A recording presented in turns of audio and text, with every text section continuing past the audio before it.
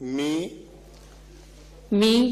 सुनेत्रा अजित पवार गांभीर्यपूर्वक प्रतिज्ञा करते की कायद्याद्वारे स्थापित झाले आहे अशा भारताच्या संविधानाबद्दल मी खरी श्रद्धा व निष्ठा बाळगीन।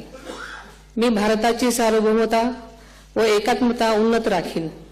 मी महाराष्ट्र राज्याची उपमुख्यमंत्री म्हणून माझी कामे निष्ठापूर्वक व ससद्विवेक बुद्धीने पार पाडेन आणि संविधान व कायदा यानुसार सर्व तऱ्हेच्या लोकांना मी गांभीर्यपणे व निपक्षपातीपणे तसेच कोणाच्याही विषयी ममत्वभाव किंवा आकस न बाळगता न्याय वागणूक देईन।